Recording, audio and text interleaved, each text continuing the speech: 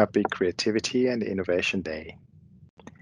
To commemorate this day, I am joined by two people who are specialists in their own areas. One is an architect and another one is a professor at the university.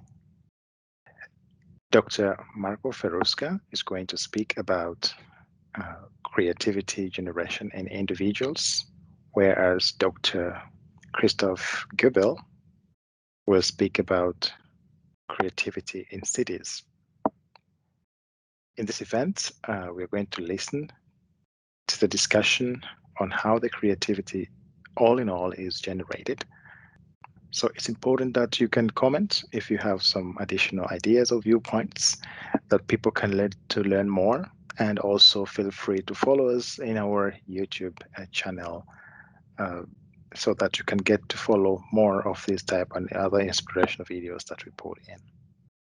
We welcome you heartily, and we will be very happy to now give the floor to our professors to tell us a little bit about their expertise and briefly about their topics, and then we will jump into the discussion afterwards where we can look into the details of the concepts and also the detail of the creativity and innovation in reality or in the real settings. We wish you a very happy, once again, Creativity and Innovation Day. To start with, I think I will let maybe both of you presenters introduce yourselves, who you are. Of course, we have here Marco Ferrusca, Dean at the School of Science and Art for Design at the Universidad Autónoma Metropolitana, and also Dr. Christoph Goebel from, at the moment you are located in Toulouse, France, if I remember correct, and you are also an architect and also a member of the International Research Network there. But what would you like the people to know a little bit more about you in this, especially in the category of creativity and innovation in your areas? Hello, my name is Christoph Goebel. I'm from Germany, but normally I'm a professor like Marco, like Sergio. I'm a professor at the UAM Azcapotzalco in Mexico City. Years ago, I have developed, together with Marco Ferrusca and another colleague, Jorge Rodriguez Martinez, a study about innovation, creativity in the mean of design and how to measure creativity and innovation. That was quite interesting. And I was mainly focused on the urban issues in that part. I'm an architect, I'm an urbanist. I was head of the postgraduate studies in design and urban studies for some years at the university. Right now, I'm in France at the University Toulouse 2, Jean Jaurès, where I make a research stay, and we are focused on the city of the future. Here, I'm participating in a platform, international platform with 7 different countries involved, 7 different universities from different countries, where we discuss and debate the city of the future by different angles. For example, about the lifestyle, we're talking about the urban form, and so on.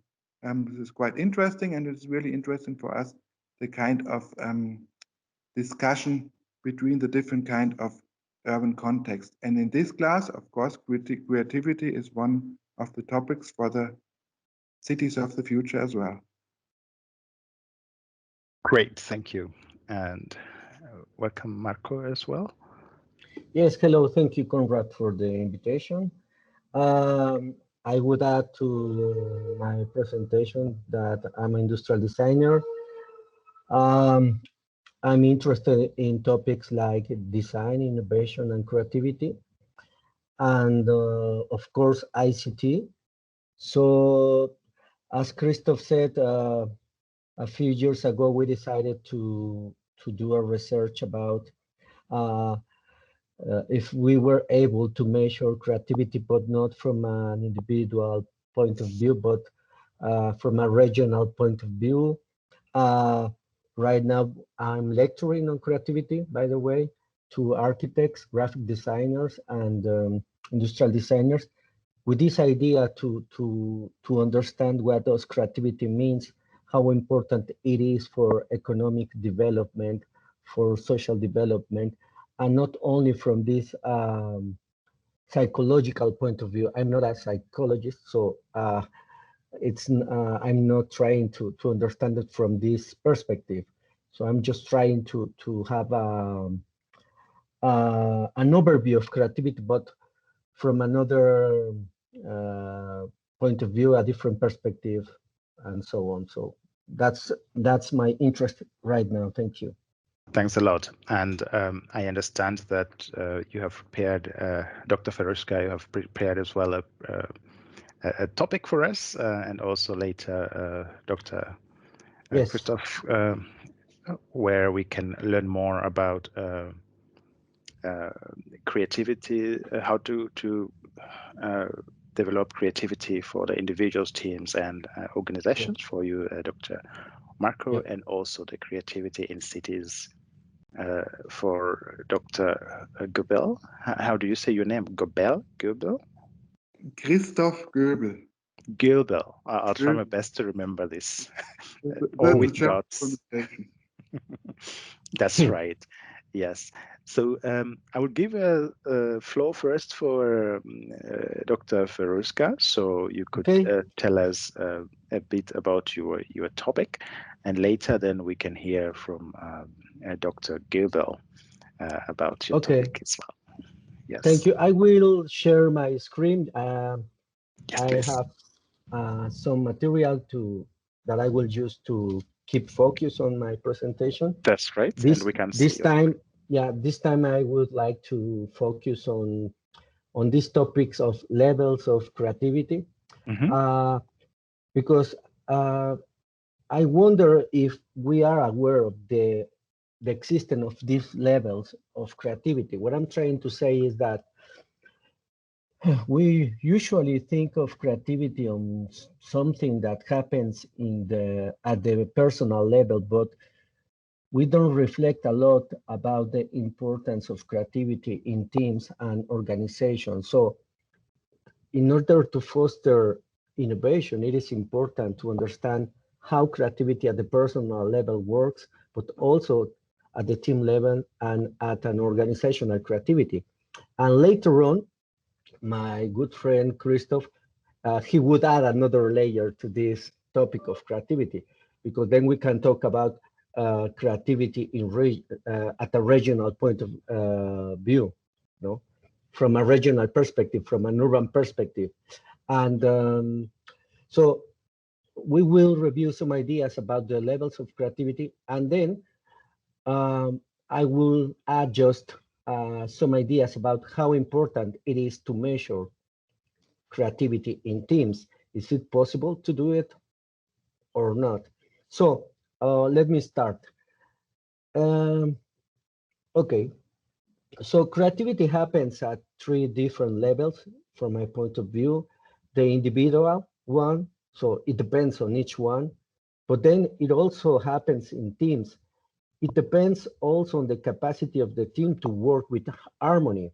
So uh, probably you are a talented person, very creative, but then if you have a problem of working with some others, then you can affect the creativity of the team.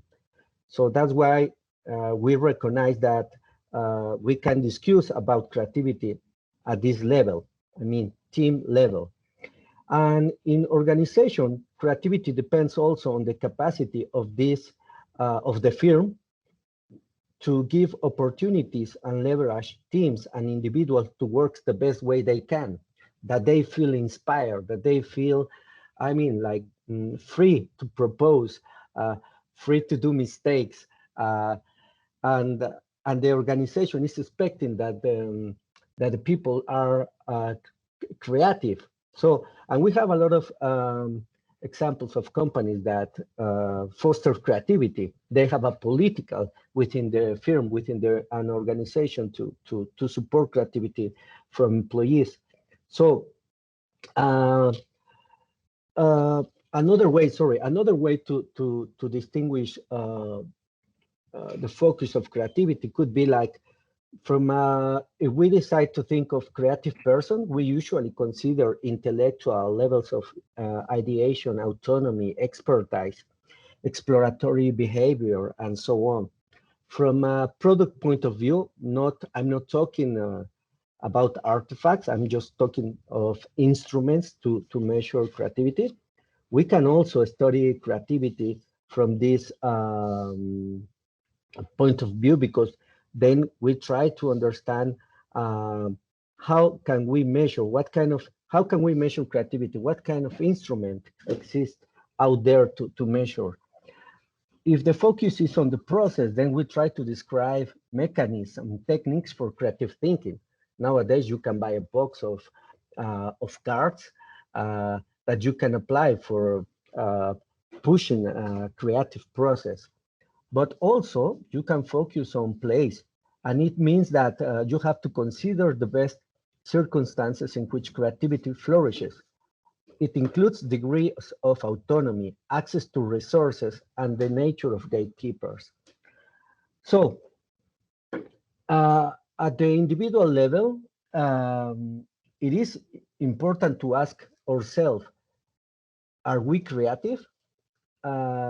Do we understand the creativity of other people?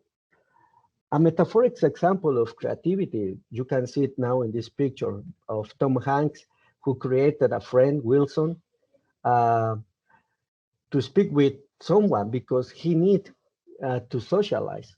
So we could say that he was creative because, I mean, with the resources that he had, he solved a need, and in this case, to talk to someone. So first of all, it is important to understand then each one in order to manage the contribution to the team and to the organization, to understand the creativity of other people. So I ask to the people that is listening to this video, what can you bring to a team? What are your skills? I mean, how do you contribute to the creative work of a team? What are you good at? Okay, so then from a team perspective, I have this. This is a recent image of Pfizer, the coronavirus vaccine, and I think that, for example, this is a good example of creative team. Why? Because thanks to the effort of different persons, they work together to find a solution of this problem in just few months. So the work of them together, they bring their own creativity, they collaborate, and that's what it made possible to have a solution to this problem. So this is a good example of creative team. Another example would be, for example, Queen. I mean, we all love Queen music. So they were very talented people that by themselves, I mean, all alone, they didn't had success. Freddie Mercury tried, but at the end, he wanted to go back and play with his team. So this is also how this is a good example of how by knowing each other, they decided to keep working together, playing together, and they produced magic. So this is another way to probably to understand creativity in teams. From an organizational point of view, we would say that the organization may be creative if it facilitates awards and promote creativity under people and teams. I'm just showing the example of 3M, but we could think, for example, like big companies, let's say Google. Let's think about IKEA. Let's think about IDEO. So uh, I'm just saying the name of big companies, but probably small companies can do it also. They can foster creativity, award creativity, promote creativity among their people. So um, it's not easy to measure creativity as it is easy to measure the IQ. And also because it is related with the degree at which the person is able to convert ideas into facts. Experts says that there is no relationship between IQ and creativity. It depends. But psychologists have found that a high IQ alone doesn't guarantee creativity. Instead, personality traits that promote divergent thinking are more important.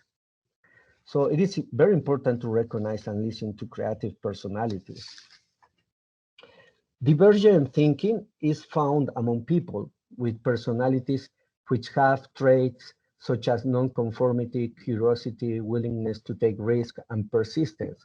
So as you can see, it's not only about intelligence. So it's a combination of intelligence and creativity to succeed.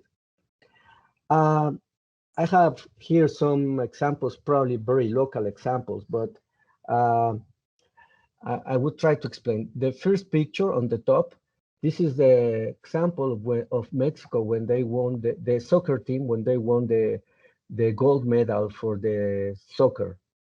So they did it because they played very good as a team.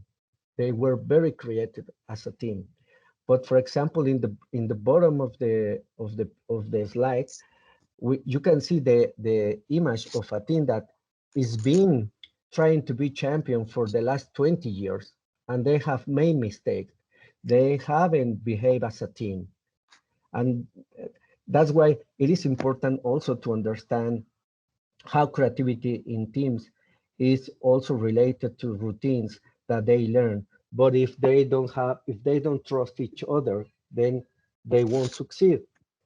So, I mean, I'm just mentioning it as a way to put on the table that it is important to analyze how teams behave. And team creativity is really, really important because we can see with this picture that, for example, the production of papers, which is registered, the production of papers that communicate new knowledge, we can see that, for example, by 2007, there were almost 20 million of papers published, not only by a single person, but by teams of scientists who work together to promote to to pro, to produce knowledge. So as you can see, this is also an evidence of an evidence to highlight how important it is to work together to produce knowledge. And they are very creative people.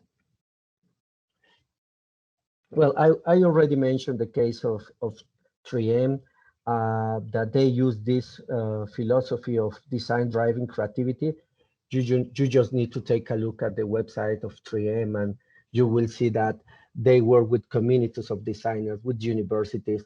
They have these headquarters in very important places like in Milan in the USA and strategic places uh, where people feel, I mean, where they take advantage of all local resources. I'm talking about talented people. So that, by the way, it connects with this other concept we are not talking about right now of creative classes proposed about Richard Florida from an economical point of view. But I'm just arriving to the end of my intervention. It's like I would like to highlight that if we recognize that these three levels are important, the personal one, the team one, and at the organizational level, then it is also too important to have instruments that, for example, if we are in a firm, in an organization, it is important to have instruments to manage team creativity. We can learn a lot about team creativity from sports. I'm just putting here an image of a journal sports science, where you can find papers of how to foster creativity within collective sports. You can take a look at, or you can study at, what are the 3 factors of effective and efficient teams. In this case, attitude, sense of value, but also you need to understand what are the attributes of creativity, like, for example, having perspective, being somewhat with curiosity, a complexity, developing a complexity way of thinking, to be someone that is persistent, that is capable of doing association, and so on and so on. But at the end, we need instruments to measure creativity. There are different ways to approach to try to measure creativity. I need to say, if it is possible, probably an expert in the social science would say that it is not that, but you have, for example, different approaches that in our case we have combined to try to measure creativity. You have, for example, the proposal of Kolb, the learning styles from Kolb, that lets you know what are your way to learn. We don't learn the same way. We also have, for example, the Myers and Briggs types. So are you the kind of guy who is really open? Are you the one that is really that you pay a lot of attention to details? Are you the one that is capable to motivate the whole team? So what is your profile? And this is, for example, something that also Belvin proposes. So you have then the learning styles models of Kolb. You have the Myers and Briggs types from Carl Jung, and you have also the Belvin roles. But then you have modern proposal like this one of IDEO, but with the 10 phases of innovation. So there are different ways to try to understand or to measure creativity. So in synthesis, there is an interaction between the multiple levels of creativity, the personal, the team, and the organizational. And then there is a huge need, that's what I think, and there is a great opportunity to develop tools to facilitate and measure the team equilibrium for creativity. I would like to add an example. Let me stop sharing this window and I will share another one. For example, let's think that we are in a classroom. When we are in a classroom and we want to work with the students and that they work in teams, we usually create the team by, okay, the first 5 of the list are team 1, then from 6 to 10, team 2, from we do teams 3, from 3 person, 4 person, 5 person, or we just say, okay, just do it by yourself, the team. And then we create team because of affinity, because we are good friends. But I think that not necessarily it is the best way to create a team. I mean, if we are in an organization, for example, probably this is not a good way. I don't know if you are already seeing my screen. Yes, we can see that. Yeah. This is the example of a real tool that exists online, developed by a company.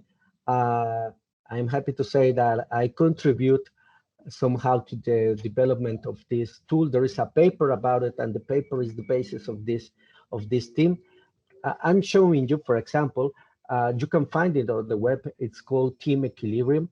That, for example, you go there, you do a test by yourself, and it gives you, for example, using the principles of Edward Bono, the 6 acts, it gives you a radiography of your creative profile, no? And that, for example, in my case, the green color is more prominent. And for example, it says that I'm someone that likes to propose ideas and to develop creative solutions to a problem. This is a way to look at it.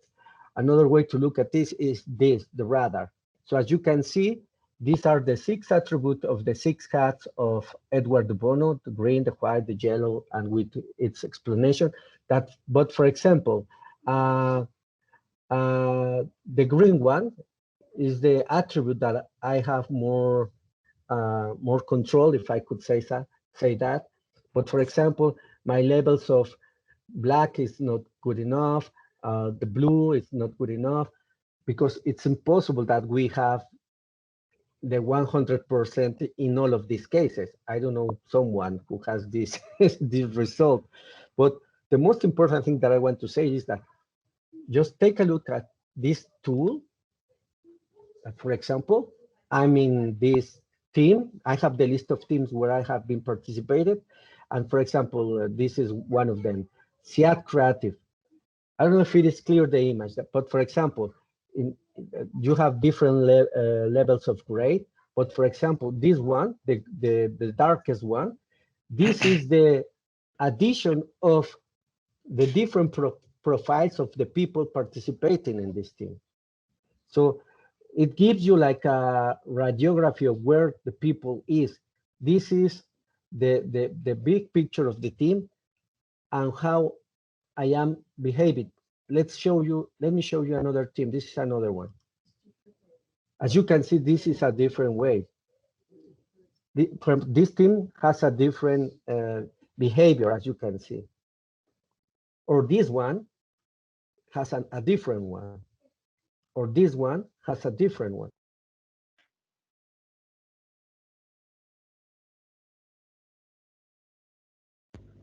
Fantastic. Are you still with us, Marco?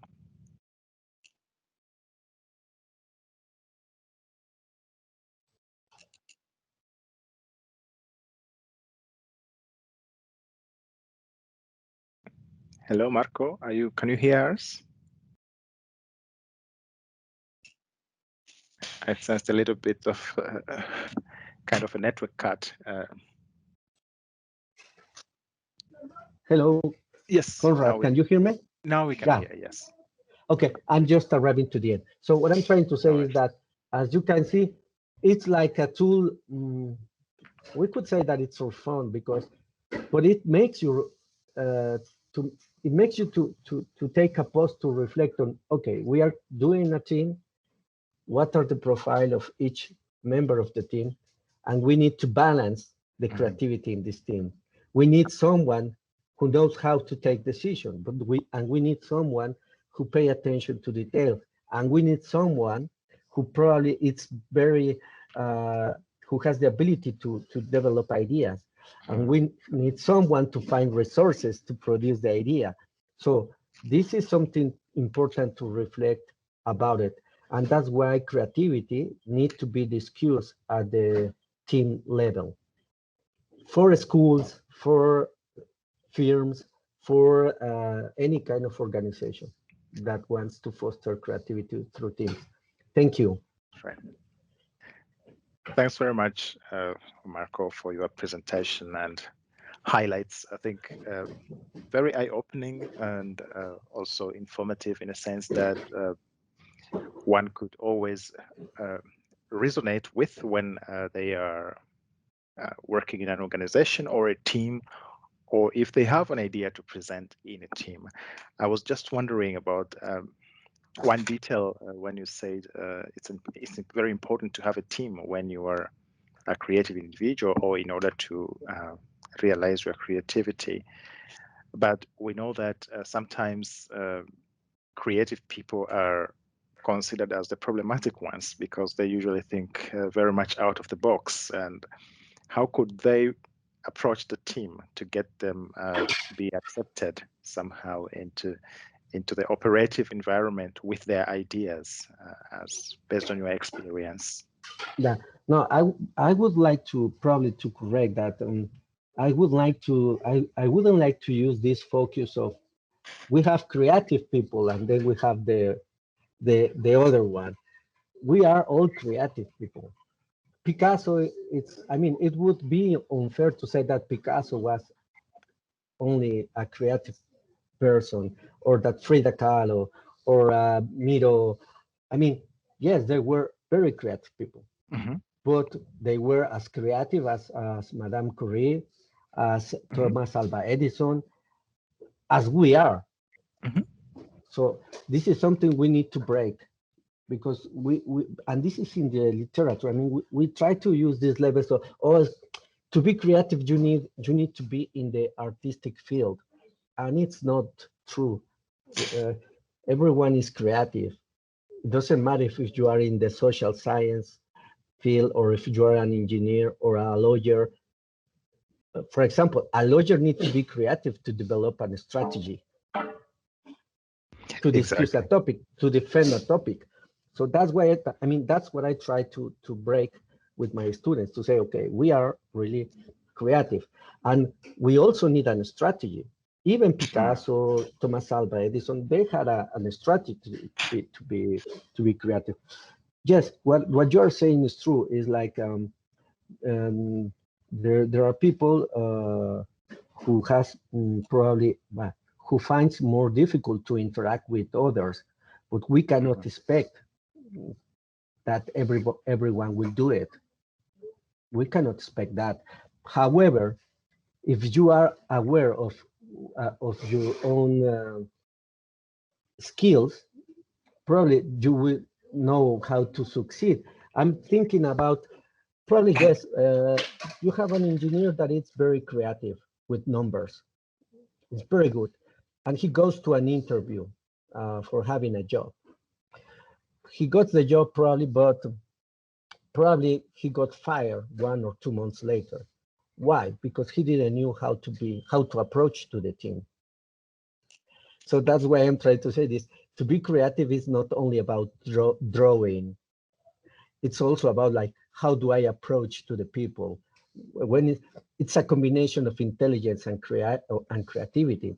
That's When right. is the what are the when should I say the things? What kind of words are the best one to communicate my ideas? What are the manners to do it? So you need, that's why I'm saying it's important to have a balance.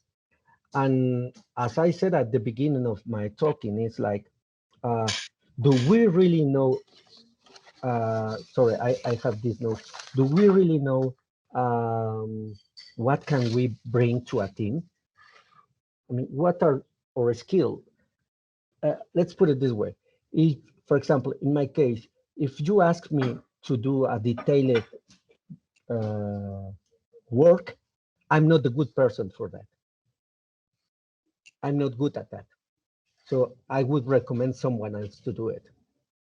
But if you ask me to develop ideas, I will do it. So it is important that each one takes responsibility in knowing itself, to discover what are you good at, working on that, and to recognize that it is important to complement your skills, to complement, to work with others to succeed as a team.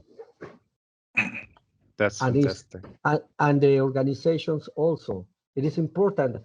I mean, it doesn't make any sense that, for example, we have already said that if you are very creative, good, but then you need to learn how to work with teams.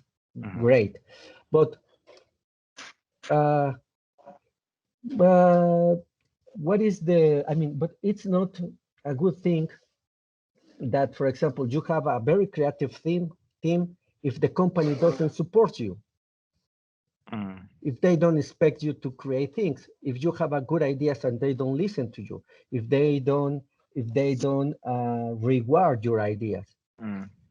Motorola, I don't know if it exists already, but Motorola had the Motorola University in order to share with the whole community of Motorola different cases of issues with customers, so they could learn from these cases.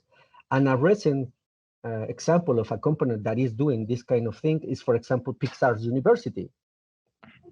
They offer all kind of courses, technical ones, mindfulness, sculpture, and an engineer from Pixar can enroll in a sculpture workshop just to learn something new.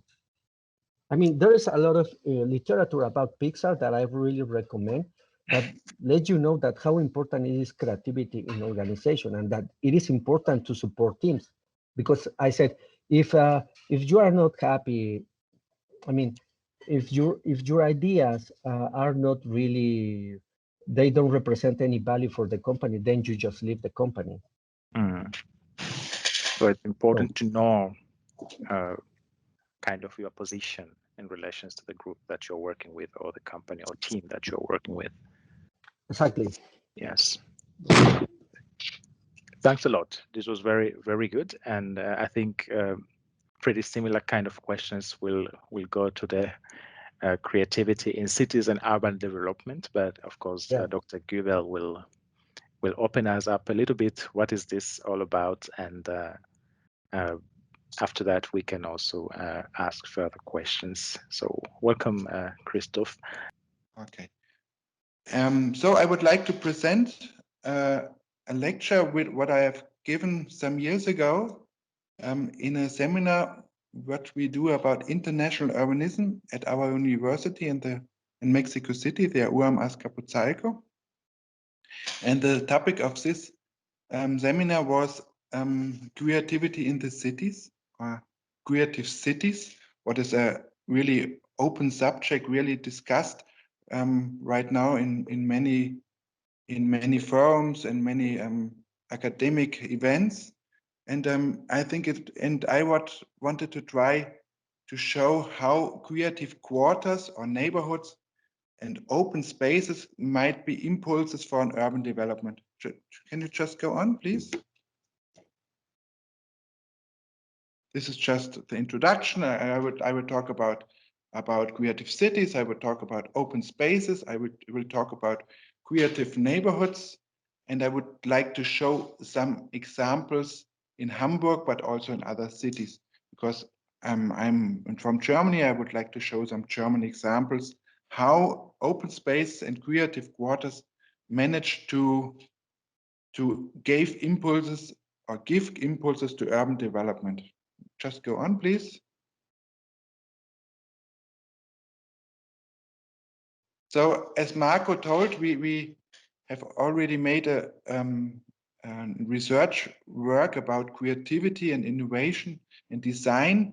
And there we noticed that the creativity in the last decades have really changed their perspective. Therefore, that now creativity is be reconsidered as an important element for the economic. So we, as some other researchers and other politicians say, we live now in a creative knowledge area, and where the culture and the creative industry is being promoted. Can you just go on, please? Marco has already talked about Richard Florida and his book, the rise of the creative class. And this was quite interested in the sense that he divided the creativity in three different concepts: technology, talent, and tolerance. And maybe somehow we're coming back to Marco's speech. I had the impression that Marco was associating creativity very much with talent, and this is one of the subjects what Richard Florida was talking about. And can we go on? In my presentation, I would like to show how these talents, which can be, as Marco said, differently. It can be in the art sector, but it could be also in other sectors. How this talent, in the idea of Richard Florida, was somehow comprised in the creative class. So we talk now about creative milieus, and how this can bring us to systems that are produced belong status, social class to grouping, scenes, and atmosphere. Can you just go on, please? The idea of creative cities as impulsing culture and creativity for urban development have been developed long before, for example, in Glasgow. Can you just go on, please?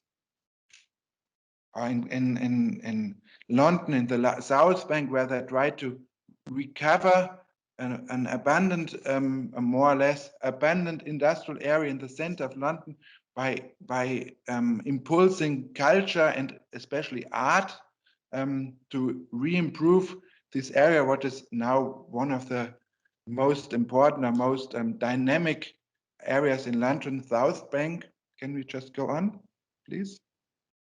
And for example, in Mexico, we had a quite successful model of the Faro, the Fabricas of artisans and of arts and offices and which have been an idea to develop areas, rather poor areas, and to bring creativity, but to bring also offices, professional offices, and so on to the population. And it was really very successful. It was something. It was developed like a model, and which was somehow repeated in different kind of the cities. I think right now it is no more promoted, but for a time it was really interesting how the population in this part of Iztapalapa took care of this building, what beforehand was abandoned, and give them a new vitality to arts and culture and creativity. Can we just go on? But I would like to go back to the idea of creative milieu. As I said, this is a system. This is referring to a system that are produced beyond status and social class through grouping scenes and atmosphere, where creative and living environments are supposed to contribute significantly to the activeness and success of a city, discovering actors as an economic potential of urban development. This is the idea, or the basic idea of creative milieu, which in some point also is associated through the idea of Richard Florida. Can you just go on, please? There are some example of Hamburg, where a really fantastic creative office called Urban Catalyst made a project about open city of Hamburg. Can we just go on? In which they were researching the intertwining of openness and space as an open field of action that alters the potential of creative environments for urban development based on actors, on different kind of actors, integrating spaces and creative milieus as resources for urban innovative. Can we just go on? These are just some examples. This is an example of this study, what is published, what is easily to see and to observe by internet. Can we just go on? There are some examples of different parts of Hamburg where they try to promote the actors, to give them space, open spaces where they could develop somehow creatively. Can we just go on? For example, in Oberhafen, Hamburg, this is an area central of Hamburg. Such an environment was represented as a space of transformation, an area of urban spatial tension that is to become the core of a permanent cultural and creative neighborhood in the Hafen city, what is a really a new city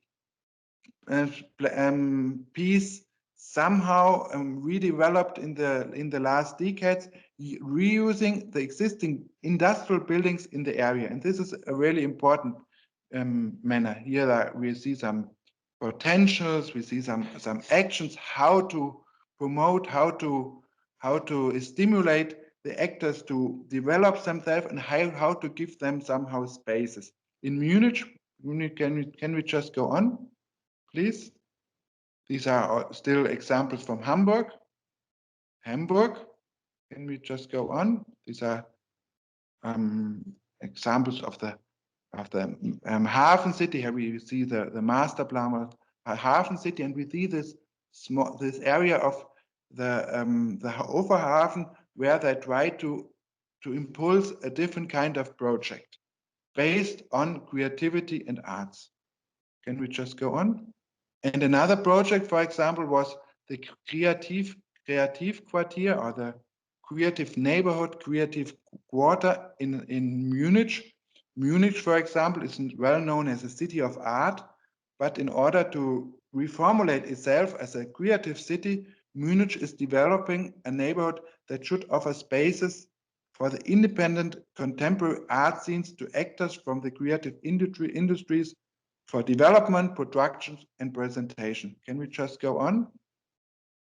Here we see these are also has been a kind of abandoned area, what was formerly a military base or military barrack, Luitpold Kaserne, and an industrial area, and therefore there have been made there was made an architectural urban competition to develop this new item of Munich as a creative barrier. Can we just go on? Here we can see some of the old industrial buildings which are reused for areas for conference, areas for expositions, and so on. And we just go on, please? Yeah, there are other existing buildings which are going to be going and which are already reused. Can we just go on, please? But it is also implicated the idea of creating mixed uses with departments, a primary school, a new university building, and green and open public spaces, which are planned in 4 neighborhood areas. While here we can see also very good the 4 different kind of areas. While the industrial buildings are protected as heritage, such as the Utia and the Barrel Hall, Tonnenhalle in Alemán, in German, which will be the cultural and recreative economic center of the park. These areas, these 2 buildings we have been seen beforehand with the Barrel Hall and which are really the center of this new area. But I would like to emphasize in the mix of different uses, which should increase the quality of life. That was the idea of the winners of the urban competition, involving local actors in the process. Can we just go on? And if we go on and look for other creative neighborhoods or creative quarters in Germany or in other countries, then we see there are some kind of concepts which are somehow repeating. They always look for some kind of historic, industrial, interesting sites, maybe abundant, which could be reused. For example, one example is the Baumwollspinnerei in Leipzig. We can just go on. There's also the AEG site in Nuremberg, also a former industrial area which is reused. The Dortmund U, which is a really, really emblematic building, what is now used as a center of art and creativity. When we just go on. Just go on, please. This is really interesting because this is an area, the Ruhr area. This is part, the Dortmund U, Dortmund in general is part of an area, what is called the Ruhr region, Ruhrgebiet, which was, when I was young, a really industrial area, not with a not very high recommendation to travel or for tourism.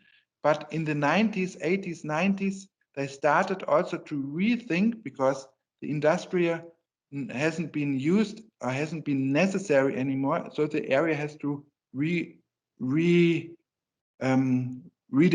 And it was really interesting to see how concepts, interesting, creative concept, urbanistic concept really reused these old industrial areas in the old really emblematic architecture and to give them different kind of meanings. Today there are lots of people that make, maybe not today in this kind of very special and very particular moments, but beforehand there have been lots of people which made bicycle trips through this area, which has given about creativity, about art, of design, a new kind of image. Can we just go on? And this has been by emblematic buildings, but also historic buildings, but also by new buildings. For example, in this Zollverein School of Management and Design in Essen. Can we just go on? I think we can quickly finish also. We could come to the end. This is a Dortmund U, which is maybe the flagship of a new creative area in this area in Dortmund. Can we just go on?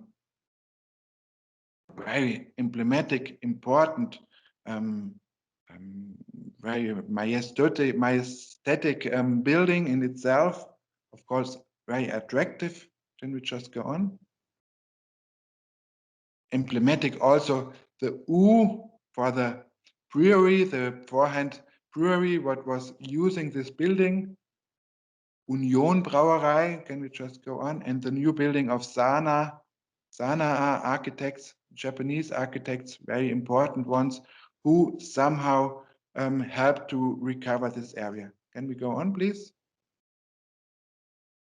To come to a conclusion, we can see that really the project somehow are repeating, and we see that maybe one important point is the openness of spaces where creativity and where actors can somehow develop themselves in a creative way, what is really difficult because in a way we have to think of affordable spaces as urbanistics to give space to these kind of milieus of scenes.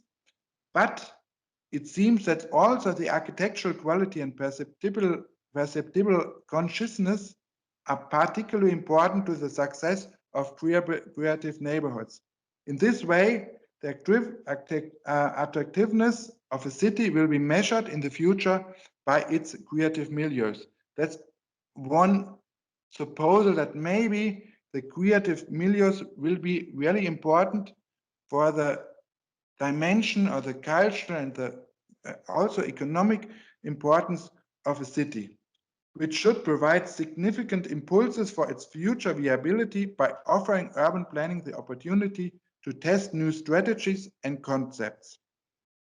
Can we go on? Management with abundant reduced production halls or permanent establishment out of several, especially those listed as historical monuments, is considered in many places as a key factor for future and competitiveness, prosperity, and the quality of life of an entire region.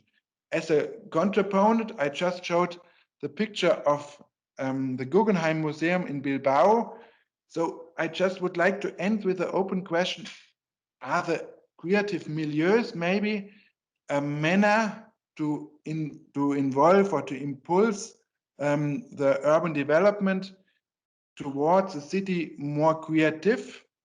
Or do we need, for example, as in the case of Bilbao, a person out of the star systems like Franco Gehry, who gave a new image to an area, how it was in Bilbao, was an area beforehand also characterized somehow by industrial usage, where emblematic, symbolic new architecture put the city of Bilbao newly on the land card, on the land map, of the map of touristic in Europe and in the world.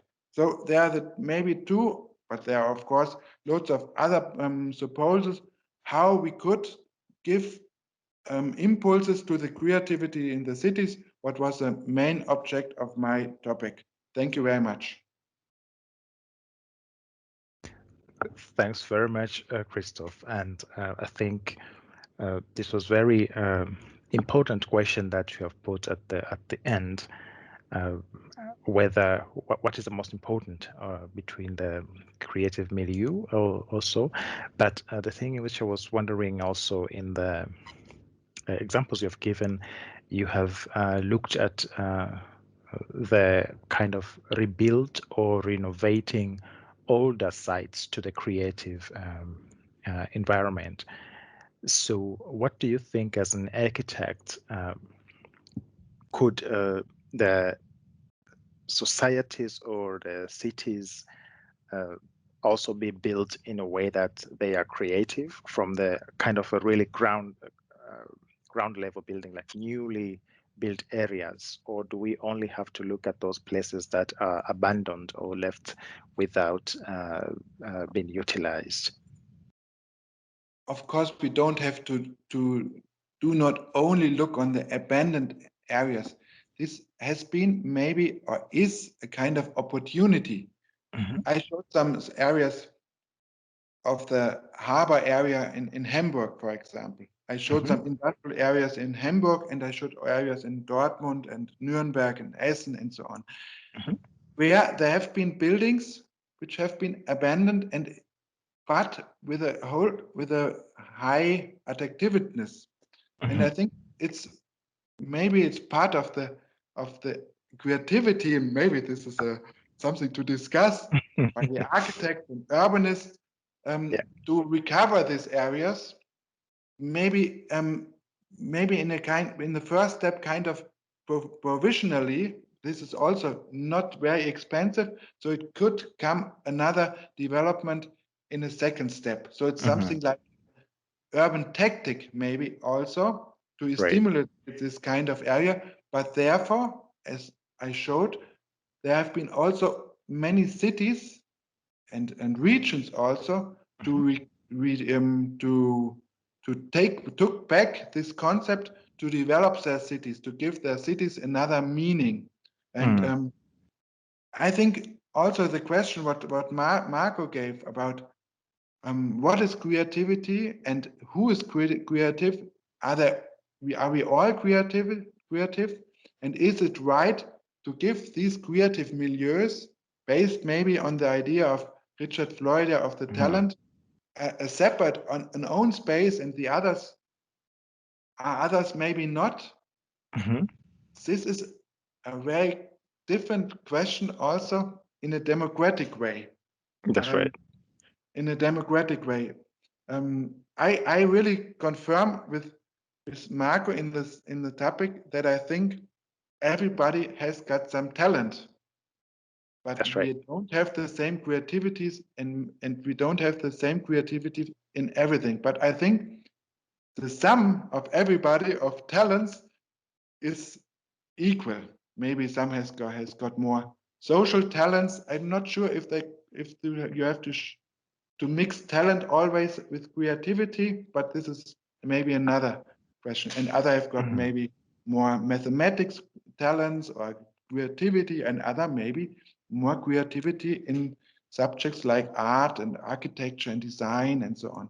But I showed that for this creative milieus, there were given spaces in the cities, in my presentation mainly in Mm-hmm. Germany, to impulse urban development, um, which in a second step, for example, in Munich, I think it was a very good example, Mm-hmm.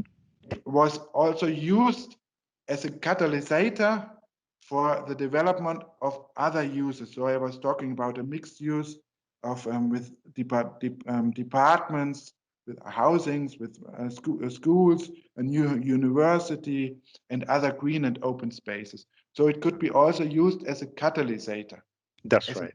active catalyst. And I think this is a very important meaning for the city. That's right. And I think, as you said, and it's a topic of this meeting here today, that everybody is creative, meaning that our creativities are not the same. Everybody can be creative in their own ways, and the most important thing is to see how we can complement our creative abilities and to get our regions, for your case, for example, in our cities, um, move forward with the competitive advantages or become competitive all in all based on who are living in those spaces, and also how do we design the spaces that we are living in. Dr. Marco, do you have any additional question? No, I agree. I totally agree with Christoph. I just want to share that if the people just go to Google and they type, "Can we measure creativity, design," and they add our names, they will find a presentation where many of the ideas that we have presented here can be found.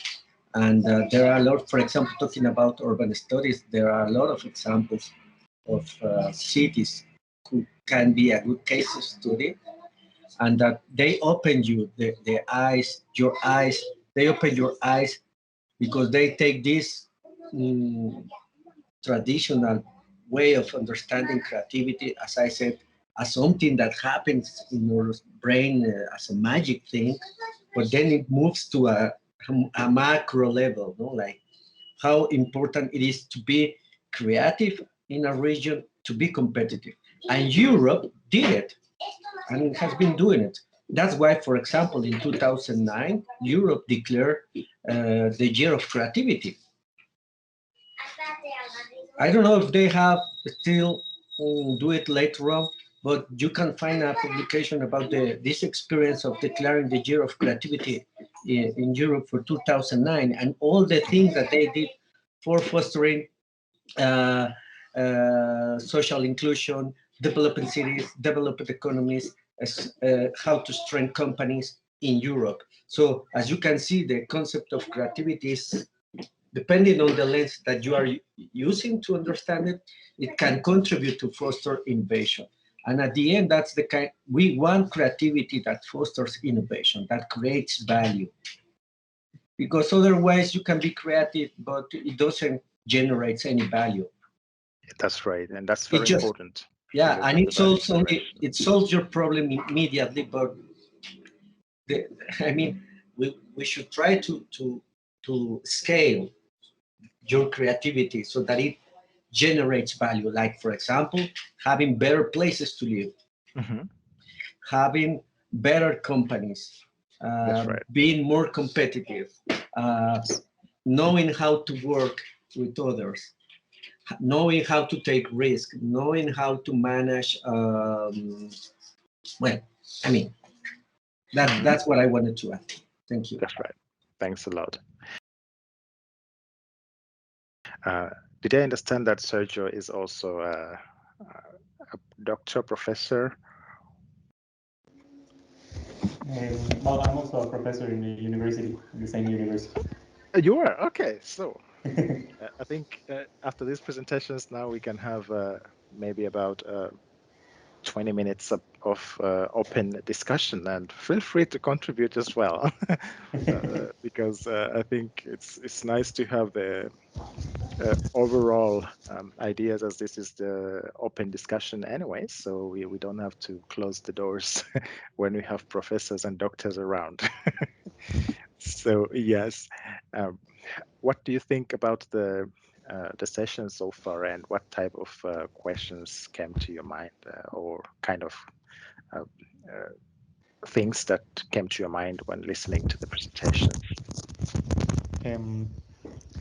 Well, I think the three of us, even though we are working in the same university and we're sometimes working together in different projects, we come from very different perspectives, no? From That's right.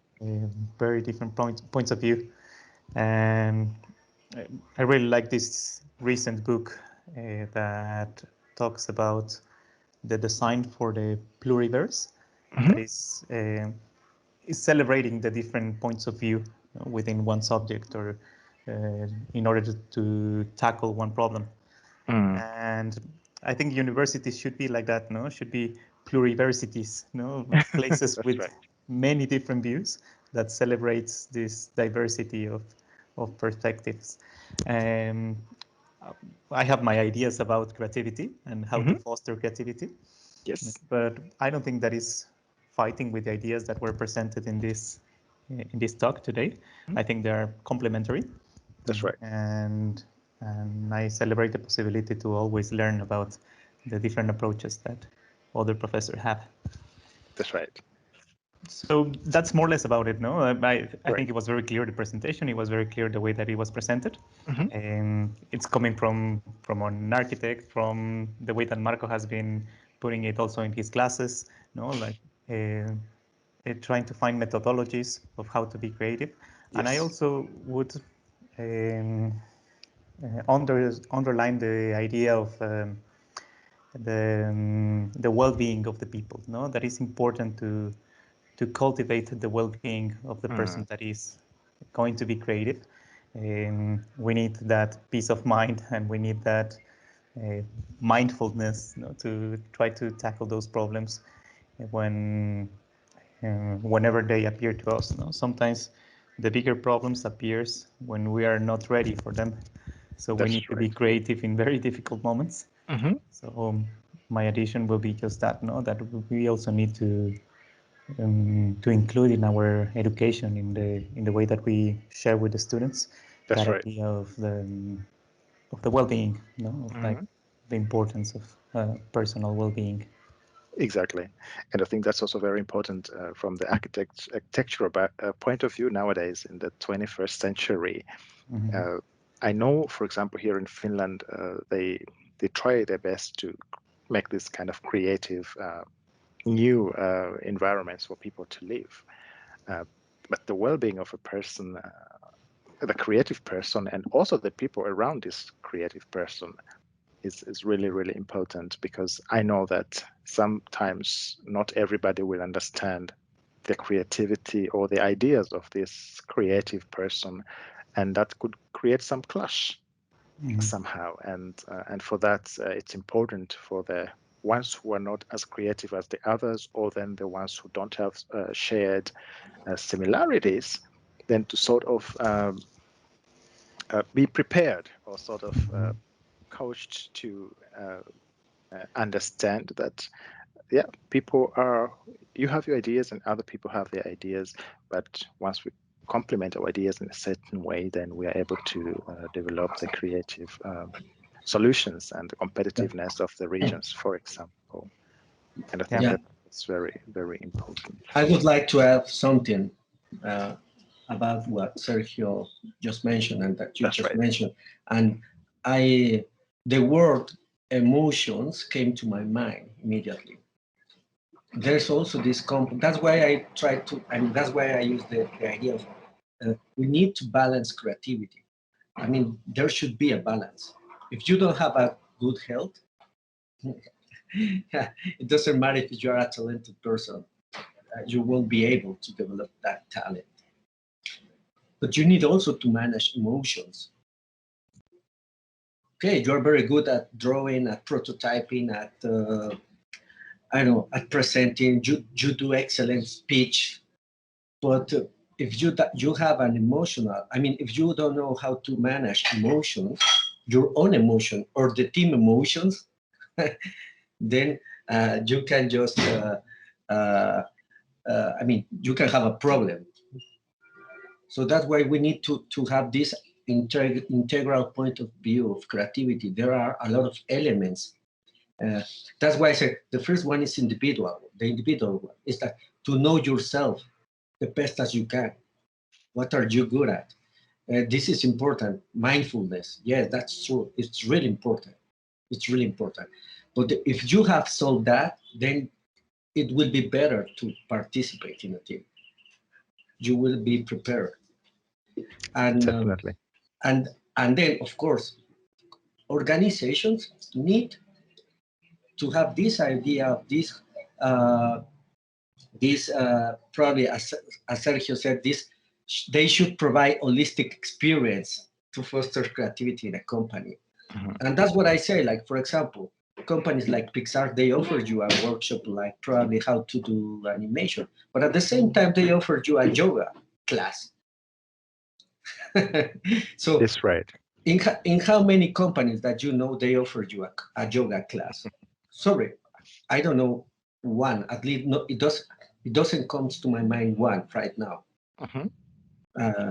because probably no, they only think about, okay, let's train the people, but in technical stuff, like, okay, if you are someone doing accountability, then we'll give you training in accountability. But maybe that's not the kind of training that you need. That, by the way, talking about the skills that are required for this 21st century, That's right. companies are paying more attention to creativity or to personal things more than uh, specific knowledge in a subject, in an area. That's right. They are paying more attention, like your social skills, your creativity skills, critical thinking, you know, and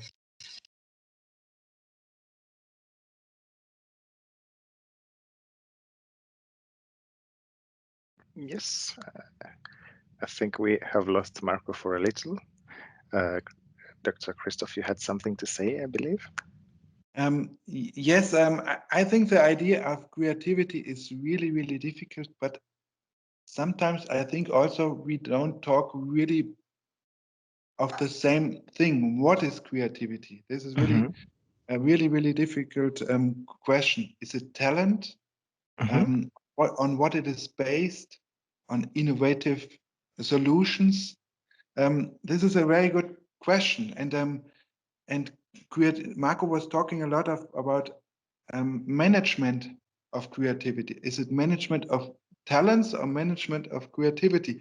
I'm not 100% sure, but maybe it's not really, really important. Maybe, and I really think we don't have. It's very good that we have different kind of talents or creativities, like in a, to say it the most simple, the most on the by the most simple way. In a football team, you need strikers, but you need a goalkeeper, you need a defense, and you need midfielders, and so on.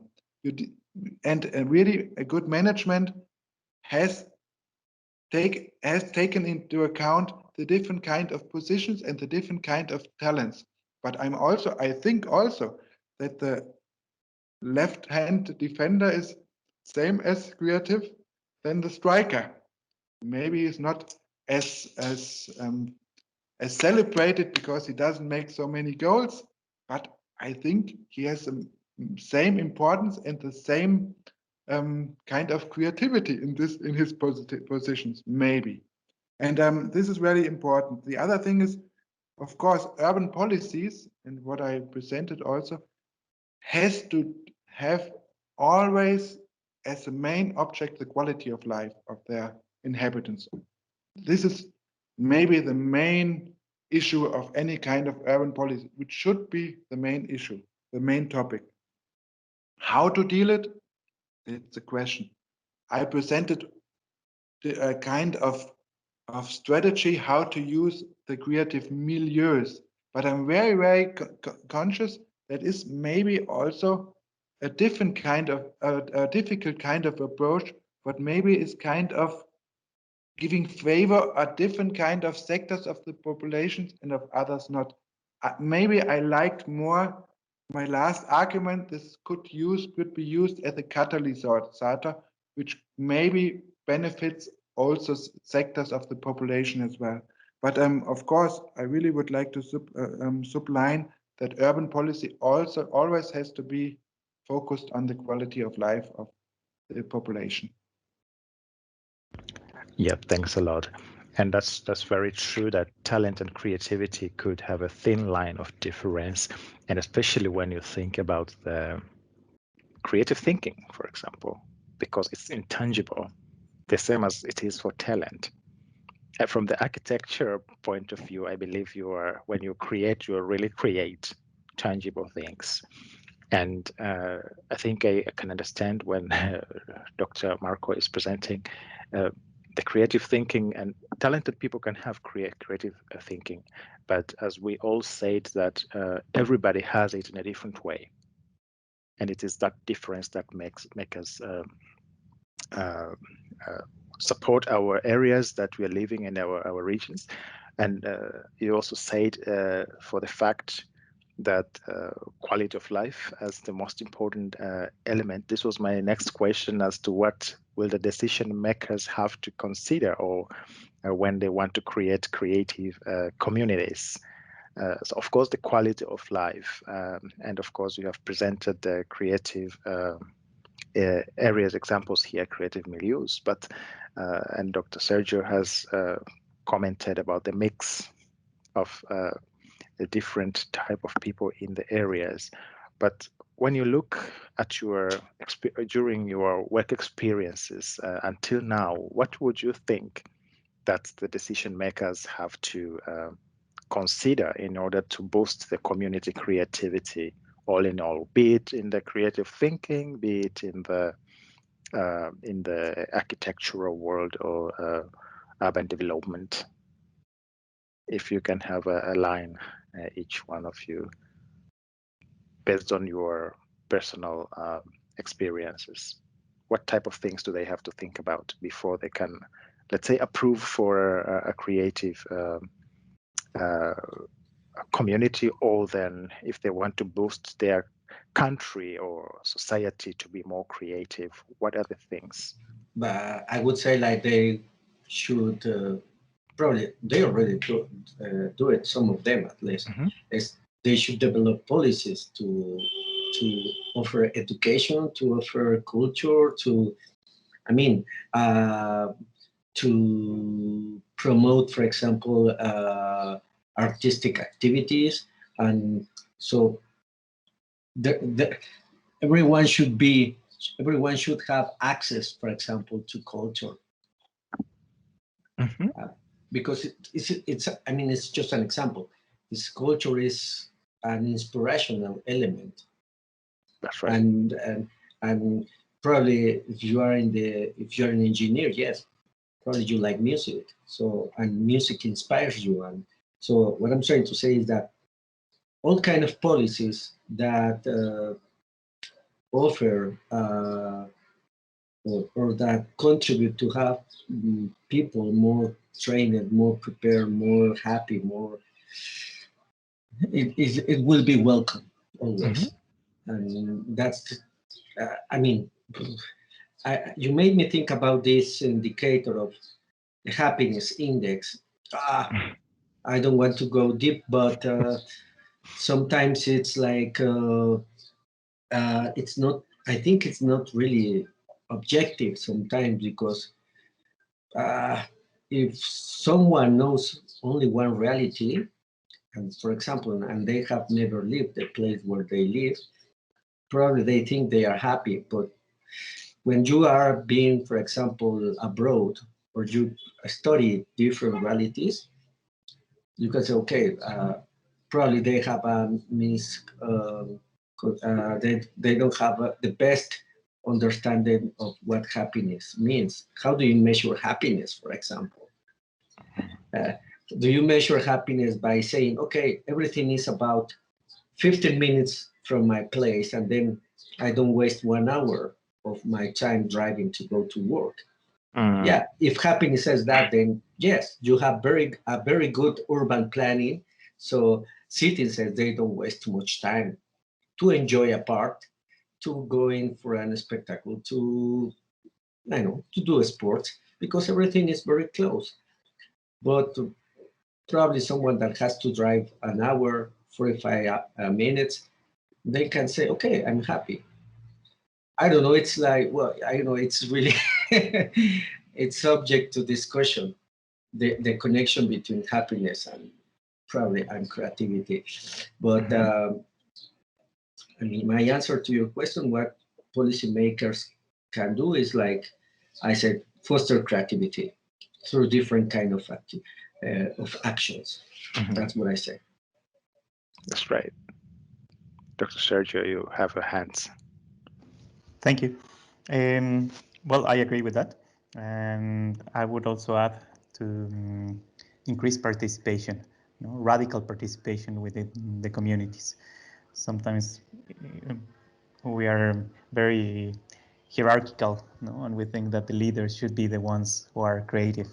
But I think it's a skill that should be horizontal, and should be transversal throughout all the organizations. So everybody is creative. We just need to exercise the creative muscle a little bit more. And creativity is surprising sometimes when it comes from the grassroots, from that grassroots innovation.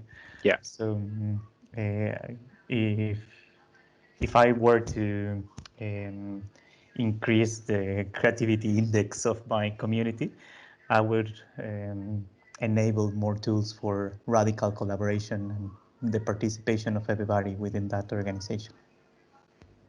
Thanks a lot, Dr. Christoph. I would like to add, Sergio was thinking about participation, but we need also spaces for this kind of public participation. We need spaces for develop ourselves. We need spaces for any kind of action. And these spaces can be physical, but it could be also some kind of intangible spaces as well. Where we organize ourselves, where we can participate in the society, where we can participate in the decision making and so on.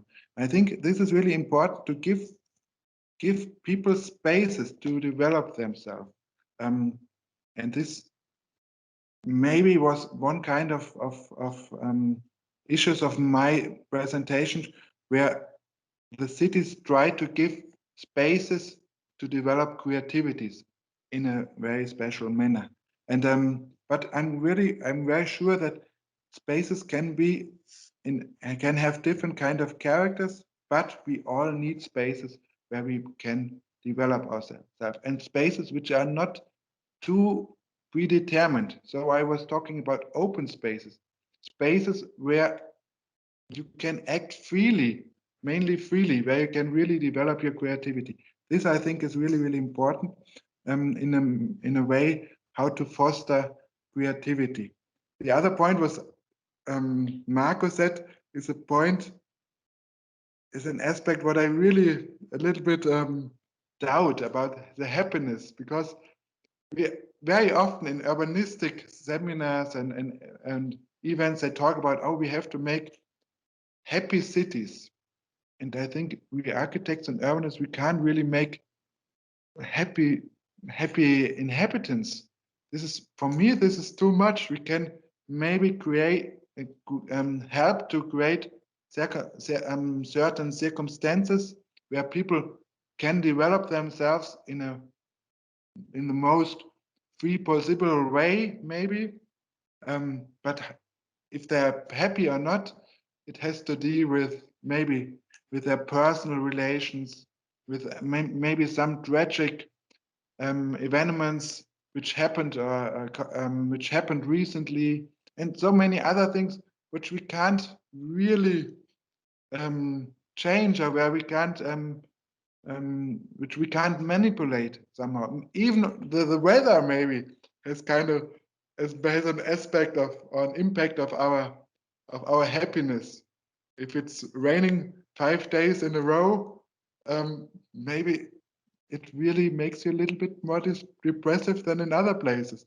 So happiness is a difficult aspect for me to discuss in these circumstances. But anyway, it's also interesting to discuss. It's also interesting to think about it, if it's really something that we can somehow stimulate. How? I don't want to exclude it. I think for me, it's difficult to think. Yes, Dr. Marco, you have a question. You have a hand up. Hi, it's just a simple comment. No, it's like, yeah, I agree with Christoph. Probably it's difficult to think about architecture and happiness, but I wonder what will happen as soon as we have more outcomes from exploring this concept of neuroscience and architecture. Nowadays, I've been reading that architects are trying to apply this concept of neuroscience. So you just can imagine what will happen when you do that. And with the advancement of technology, let's put it this way, just imagine also a classroom that what would happen if we have a classroom that when you go inside this classroom, you already have a diagnostic in this moment of what is the mood of the classroom in that moment by just taking a look at the brain activity. I would be afraid of seeing that, I have to be honest, but I'm just extrapolating the idea.